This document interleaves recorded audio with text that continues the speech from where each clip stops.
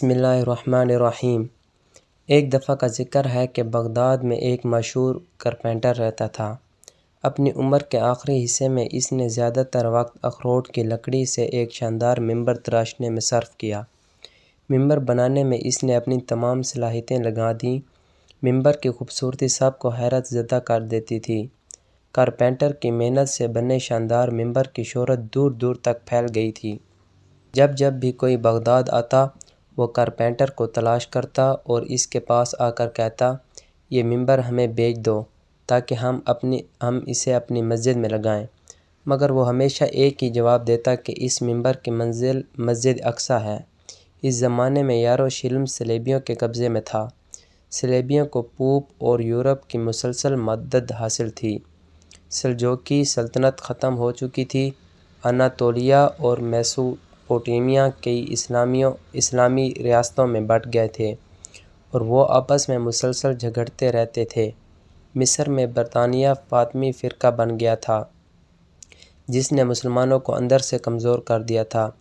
ان challenges کے باعث یروشلم واپس لینا مسلمانوں کے لیے صرف ایک خواب تھا، ایسا خواب جو حقیقت سے بہت دور تھا۔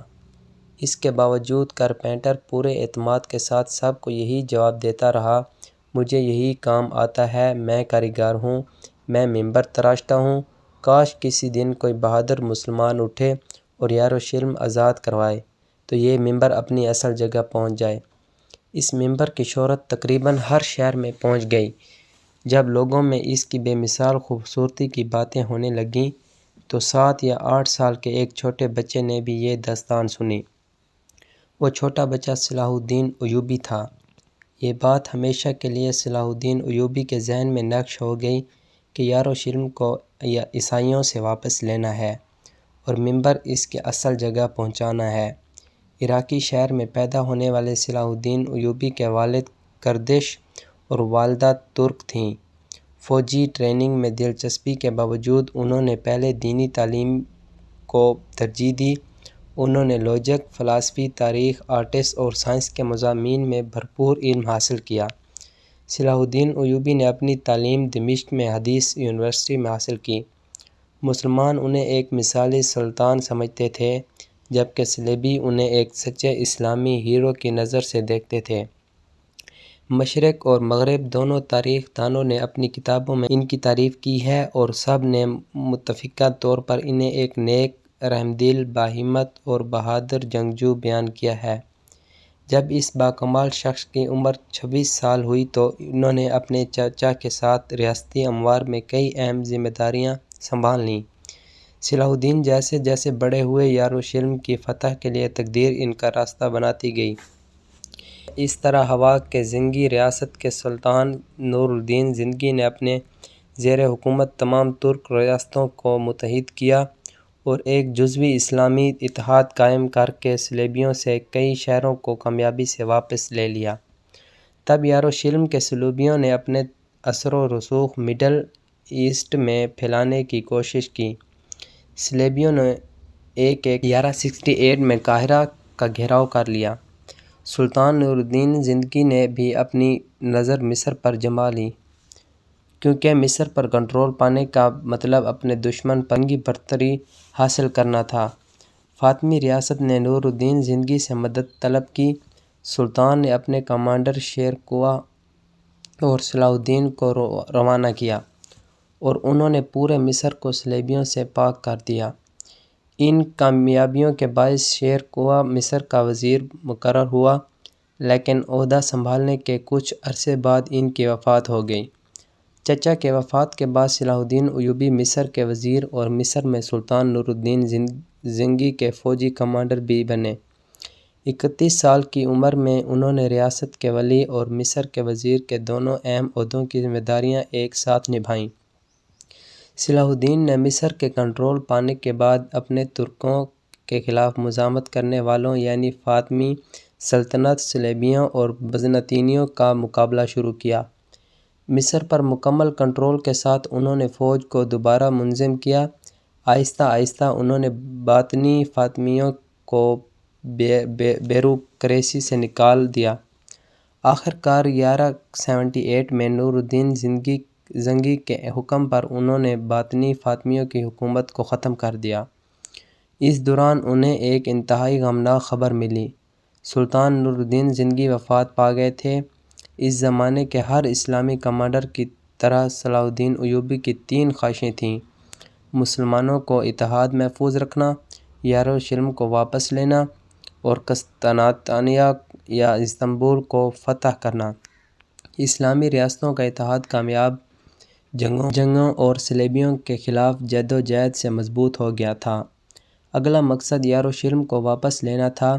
یروشلم کے لیے صلاح الدین ایوبی کی محبت کو ان الفاظ میں بیان کیا جا سکتا ہے کہ یروشلم کے لیے ان کا غم اور دکھ اتنا زیادہ تھا جیسے پہاڑ بھی نہ اٹھا پاتا۔ یوں محسوس ہوتا تھا جیسے کوئی ماں اپنے کھوئے ہوئے بچے کے لیے غمزدہ ہو۔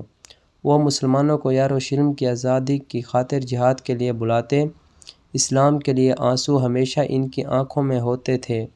کیونکہ یروشلم صلیبیوں کے قبضے میں تھا، وہ کہا کرتے تھے، جب تک یروشلم اور مسجد اقصی صلیبیوں کے کنٹرول میں ہیں، میں کیسے مسکراؤں؟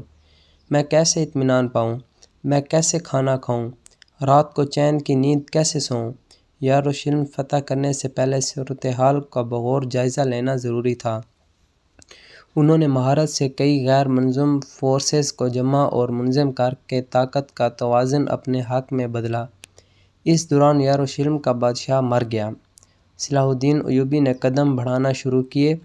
انہوں نے ایسے بہت سے شہروں کو فتح کیا جو یروشلم کے راستے پر جنگی اہمیت کے حامل تھے۔ سلطان نے سب سے پہلے طبریہ شہر کا گھیراؤ کیا۔ طبریہ کی جنگی اہمیت بہت زیادہ تھی۔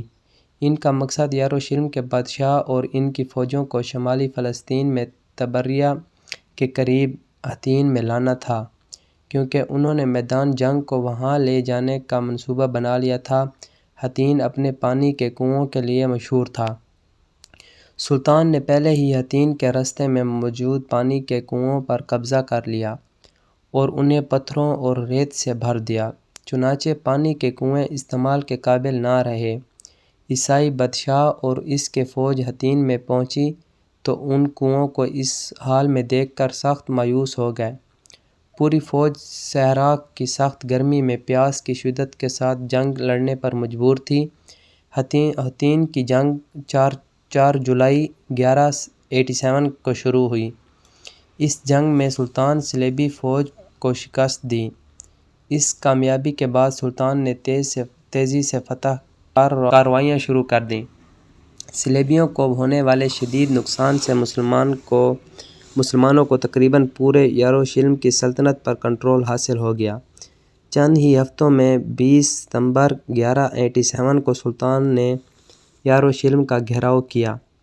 منجنیق سے شہر کی دیواروں پر گولہ باری کی گئی۔ جلد ہی شمال مشرقی دیوار کمزور پڑ گئی۔ کچھ دیر بعد دیوار مکمل طور پر تباہ ہو گئی۔ صلیبیوں نے گھیراؤ توڑنے کی کوشش کی لیکن کامیاب نہ ہو سکے۔ یہ ظاہر تھا کہ وہ زیادہ دیر شہر پر کنٹرول قائم نہیں رکھ پائیں گے۔ انہوں نے صلاح الدین ایوبی سے محفوظ راستہ طلب کیا، اپنی جان بخشی، فصلوں کی حفاظت، گھروں کے تحفظ اور مسلمان قیدیوں کی رہائی کے لیے تعاون کی پیشکش کی۔ سلطان صلاح الدین نے ان شرائط کو قبول کیا کیونکہ وہ مسلمان قیدیوں کا تحفظ یقینی بنانا اور جنگ کو طول دے کر مزید ہلاکتوں سے بچانا چاہتے تھے۔ آخر کار واقعہ معراج کے مقدس موقع پر 27 رجب 583 ہجری بمطابق 2 اکتوبر 1187 عیسوی کو جمعۃ المبارک کے دن یروشلم واپس لے لیا گیا۔ صلاح الدین ایوبی کی کامیابی صرف فوجی نظام تک محدود نہ رہی بلکہ ان کی کامیابی سے ایک منظم اور ترقی یافتہ ریاست کا سنگ بنیاد رکھا گیا۔ ان کی قیادت میں بے شمار مدرسے، ہسپتال اور مسجدیں تعمیر ہوئیں۔ اس وقت کے علماء کو صلاح الدین ایوبی کے زیر کنٹرول علاقوں میں بلا لیا گیا۔ اس زمانے میں علماء اور طلباء نے کئی کتابیں لکھیں۔ اپنی طرز حکومت کی بدولت وہ اپنے بعد آنے والے کئی حکمرانوں کے لیے روشنی کے مینار بنے۔ اسلام کے اس عظیم سپاہی نے 4 مارچ 1193 کو دمشق میں وفات پائی۔ ان کی وصیت کے مطابق وفات کے بعد ان کا کفن ایک نیزہ پار باندھ کر لوگوں کے سامنے لایا گیا۔ اس کے ساتھ دمشق کی گلیوں میں یہ الفاظ گونجتے رہے: اے مسلمانوں، اے لوگو، مصر، یمن، شام، فلسطین، یروشلم کے فاتح سلطان صلاح الدین ایوبی آج اس کفن کے سوا دنیا سے کچھ نہیں لے گیا۔ اس سے عبرت پکڑو اور دنیا کے دھوکے میں مت آؤ۔ ان کی زندگی ایک مقصد تھا اور اس مقصد کے لیے وہ زندہ رہے۔ اللہ پاک سے دعا ہے کہ وہ ہمیں اسلام کے لیے جہاد کرنے اور نذرانہ پیش کرنے کی توفیق عطا فرمائے، آمین۔